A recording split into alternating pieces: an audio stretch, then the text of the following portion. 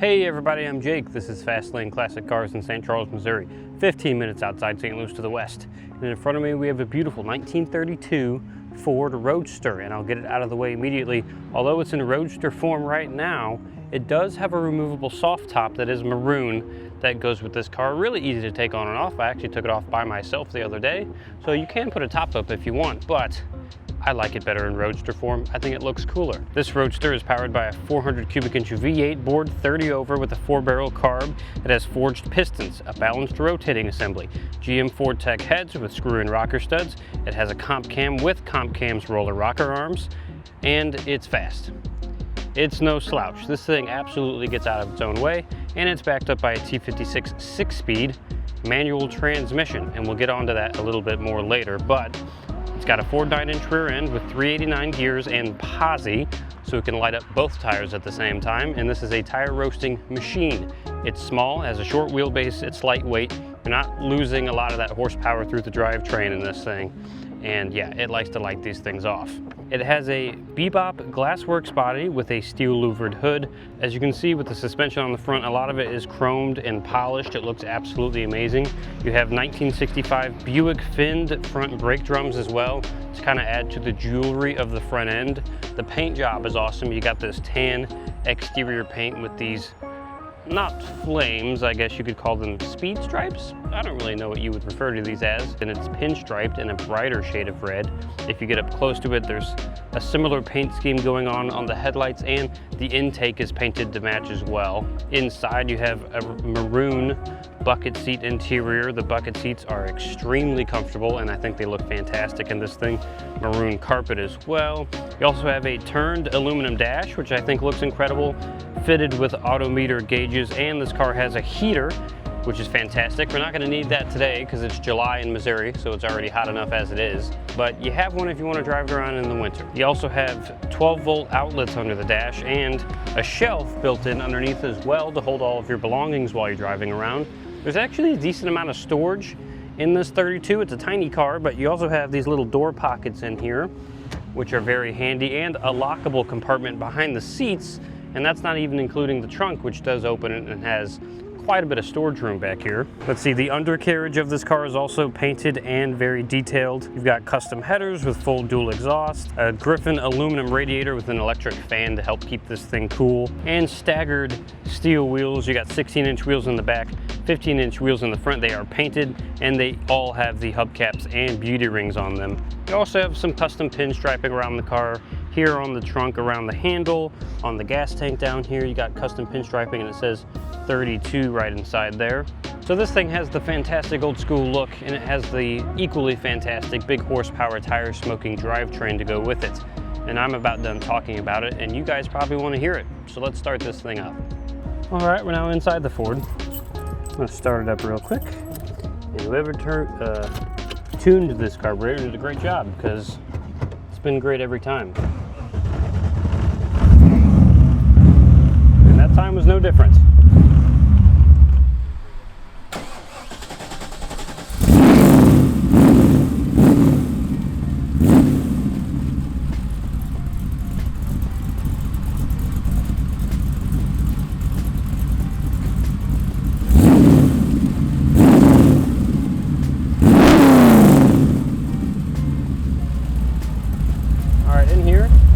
Some gauges and stuff. That was a cold start. I've had it sitting out here for a while. You can see water temp there on the left. Oil pressure there at idle is pretty good. You got your speedo, fuel, which is fine, and voltage. Down here is that under shelf that I was talking about for some storage. You got your door pockets there, your 6-speed shifter, and your pedal box, which I actually think is cool because they have this little cutout here that they've trimmed so that your shoe fits when you hit the clutch, which I think is a nice touch because the pedal boxes in these old Fords are really small, and when you put manuals in them, it gets even smaller. You also have a little air-fuel ratio gauge up there in case you want to look at it. Other than that, pretty bare bones. Pretty comfortable though. Let's take this thing for a spin. Reverse, 6-hole speeds.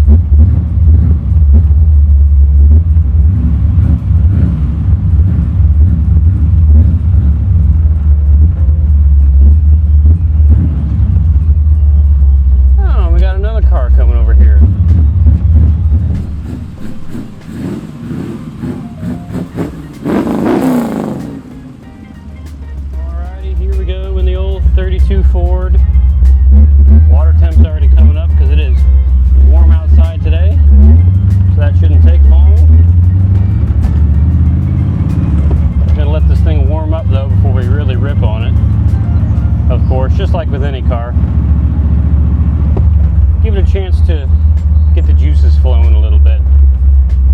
already, the seating position is actually really nice. Didn't have to move it at all. The seats are comfy. These maroon buckets.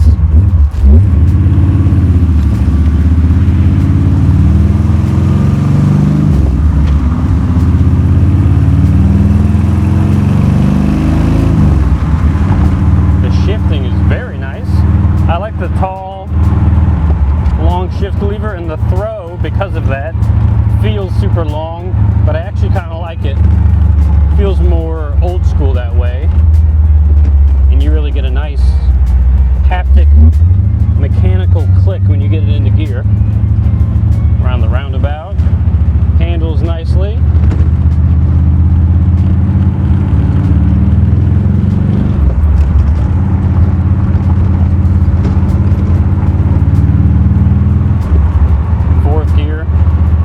Really don't need much more than the fourth gear on this outer road. Doing about 45 miles an hour. Don't have a tack, but by ear, I mean, I'm not that high up in the RPMs. It's not droning. I mean, I could go into fifth and even sixth, but sixth gear feels like it's about idling. I'll go to fifth. Voltage is still great. Oil pressure still great. Temperature's coming up. We're about 180 degrees right now. The wind actually isn't bad. With this seat, I'm about 5'10". I'm fully beneath the height of the windshield. I've actually got the perfect height to look straight through it, which is nice. If you're much, much taller than me, you might be slightly above the windshield. Even with the top on, I fit inside of it just fine too. The ride is pretty comfortable actually. Not a whole lot of crazy creaks and rattles. There's a few because it's a 32 Ford that's super custom. Any old car is going to creak and rattle at least a little bit. But this thing's pretty quiet actually. Pretty solid feeling. The steering could be slightly more direct. Got a little bit of play here in the middle. Honestly, not bad though.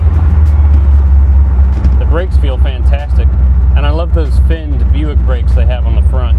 They just look awesome, more than anything, but they also work just fine.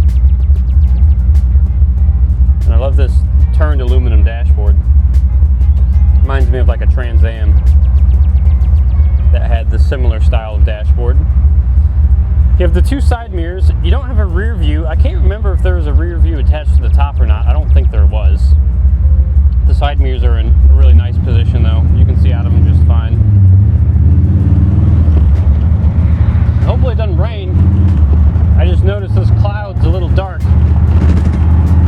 If it starts sprinkling, I'll have to hurry back, which I won't have a problem with because this thing is not slow. It can hurry just about anywhere. Oh, and there are a couple sprinkles. So I'm going to turn around in this parking lot before I go any further. We'll do a little bean test coming out of it.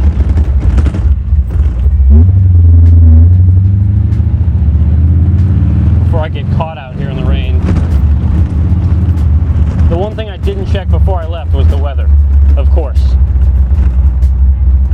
Although again, if I had the top with me, could have thrown it on. Although obviously there's nowhere to put it in the car once you take it off. Kind of just got to leave it at home.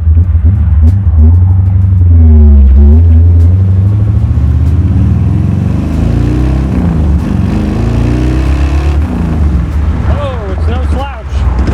That's for sure. And that sounded fantastic. Brakes again feel really good actually. Really nice. And again, whoever tuned this carburetor did a fantastic job.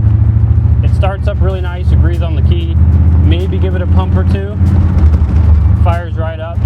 The engine build is pretty tame. It's not a super choppy cam or anything. The clutch bite point is nice.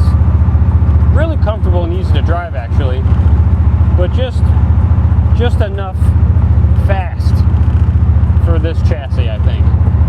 It's certainly not slow, that's for sure. We also put new tires on it that I think look very nice on the car. The tread pattern looks cool on this hot rod. The whole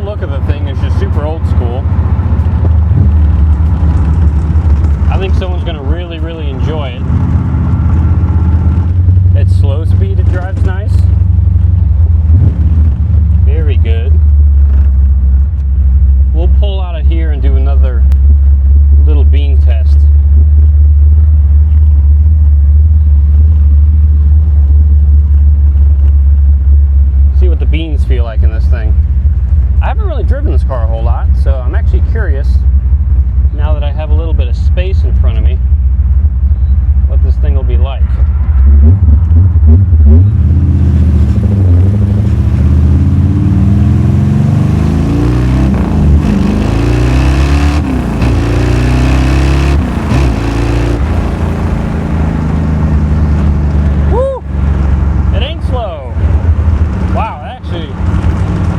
Quicker than I was expecting. I feel like I was short shifting pretty good there, because again, I don't have a tack, so I was just doing it by ear.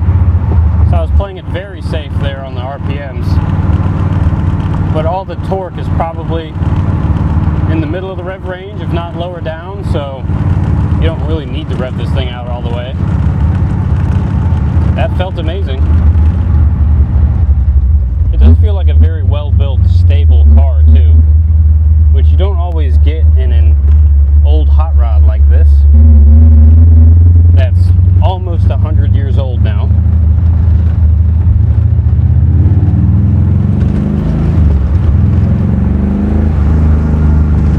But whoever did it did a fantastic job, that's for sure.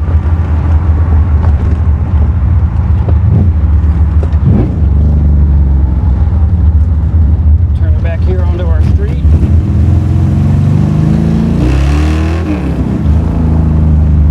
Woo. Very nice. And we're already back to fast lane.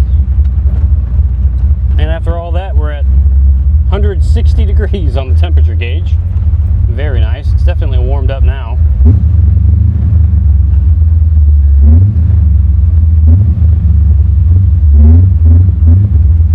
Stick it inside just in case it starts to sprinkle.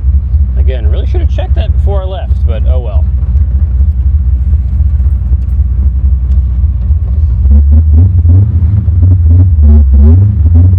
Bit of a shorter drive than I normally do, again because I turned around a bit prematurely.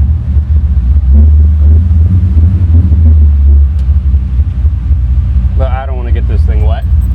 We just cleaned it, and it looks incredible right now. If you want to know more about this or any of our other cars in our inventory, you can go to our website, www.fastlanecars.com. You can see pictures of this car and all the other ones there, interior, exterior, the engine bay, the undercarriage photos of this car, which I mentioned is painted and very nicely detailed. You can also call us at 636-940-9969, listed on the bottom of the screen. If you want to talk about this or any of the other cars, and if you don't like talking on the phone, you can email us at sales@fastlanecars.com, and one of our salesmen will get back to you there. Other than that, this car drove fantastic. That 400 is built for plenty of power. It's a lot of torque. The 6-speed feels fantastic. I love the long throw. I like the little intricacies and details they put into this, all the storage pockets, the cutout for your foot for the clutch pedal, because again, I've driven some of these and my feet simply do not fit in the pedal box. I did not have a problem with it in this car. The very nice turned aluminum dash, the gauges work fantastic, and it just looks cool. It's got that old school look, but it drives a lot more comfortably than it would have back in 1932. And I think that's about it. So thank you for watching, and we will see you guys in the next one.